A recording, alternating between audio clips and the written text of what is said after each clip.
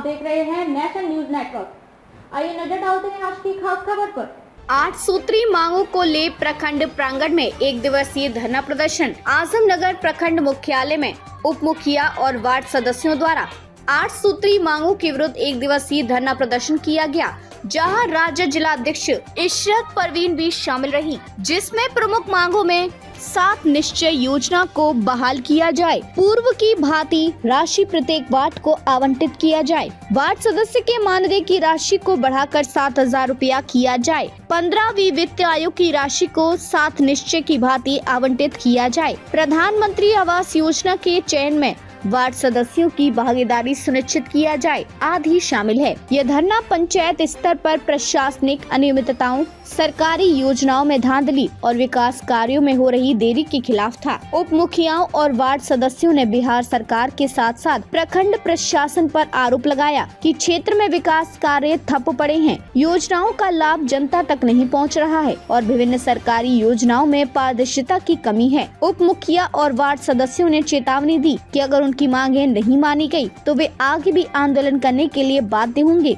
धरना के अंत में एक ज्ञापन राजस्व अधिकारी अलका आर्या को सौंपा गया, जिसमें समस्याओं के समाधान की मांग की गई। क्या मामला?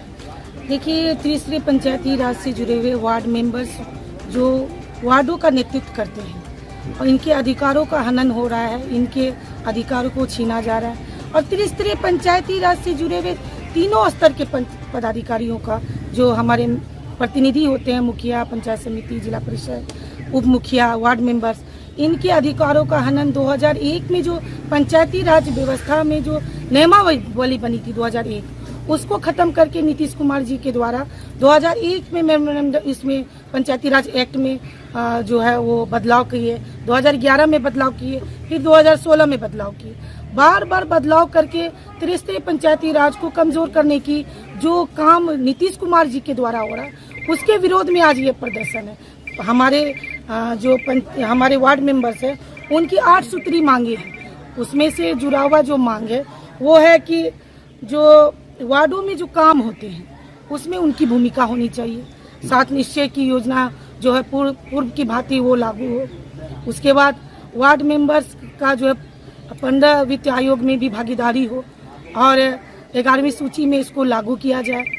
उसके बाद जो मानदेय मिल रहा है, बड़ा दुर्भाग्य की बात है कि वार्ड मेंबर्स को 500 रुपये, एक मजदूर को भी एक दिन का मजदूरी 500 रुपये मिलता है और आप प्रतिनिधि को 500 रुपये से नीतीश कुमार जी दे रहे हैं। तो जो पंचायती राज एक्ट 2001 में राबड़ी जी के नेतृत्व में बना, उसको लागू करवाने का काम करें। इसके लिए ये आंदोलन हो रहा है और इनके मानदेय को बढ़ा करके 10,000 किया जाए कम से कम वार्ड मेंबर्स का, और प्रतिनिधियों का भी इसी तरह से बढ़ना चाहिए। जब MLA MPs का मानदेय आप हर साल बढ़ाते हैं तो वार्ड मेंबर और त्रिस्तरीय पंचायती राज से जुड़े हुए प्रतिनिधियों को क्यों नहीं?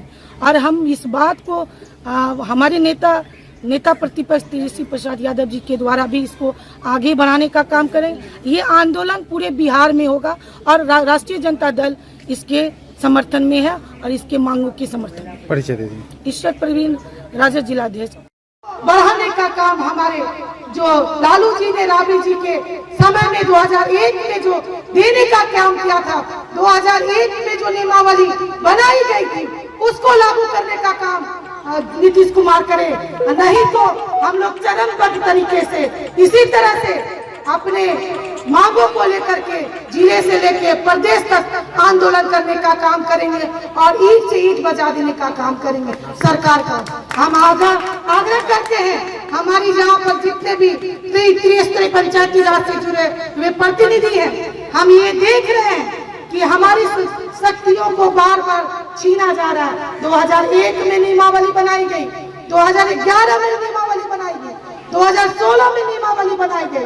आपको पता होना चाहिए कि त्रिस्तरीय पंचायती राज का जो पंचायती राज एक्ट है, उसमें आपको कमजोर करने के लिए उसमें जो नियम को तोड़ मरोड़ के और हटा करके जो बनाया जा रहा है, जिसको हम लोग को रोकने के लिए आंदोलन करना पड़ेगा। आज धरना आपने किया है, हम लोग सड़क पर उतरे, सड़क जाम करें और सरकार को बाध्य करें कि वो हमारी मांगों को पूरा करे। ये वार्ड सदस्य द्वारा पंचायत के उप मुखिया द्वारा धरना कार्यक्रम था। जो उन लोग की 7-8 मांगे हैं, जो मांगे वाजिब मांगे हैं, सरकार को इस मांगों पर ध्यान देना चाहिए। और ये वार्ड सदस्य अंतिम यूनिट है पंचायती राज का, इनकी मान मनोबल का कद्र होनी चाहिए। और वर्तमान सरकार से मेरा आह्वान है कि इनको ये करे, नहीं तो गद्दी छोड़े।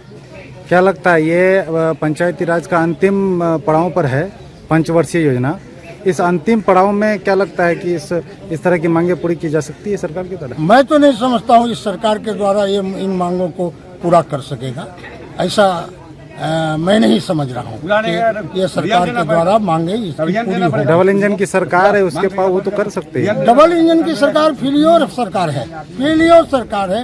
हर सेक्टर में उनका भ्रष्टाचारी है, उसका ब्यूरोक्रेट इतने चरम पर भ्रष्टाचारी में संलिप्त है कि कहीं कोई कार्रवाई नहीं होती है। जनताओं की सुनती है ना प्रतिनिधि की सुनती है। कुछ लोगों से, तथाकथित लोगों से मिली भगत कर सिर्फ और सिर्फ दलाली होती है। परिचय दे। मोहम्मद मेराज, सामाजिक कार्यकर्ता। खबरों में अब तक के लिए बस इतना ही। फिर होगी आपसे मुलाकात ऐसी एक खास खबर के साथ। तब तक के लिए नमस्कार और देखते रहिए नेशन न्यूज नेटवर्क।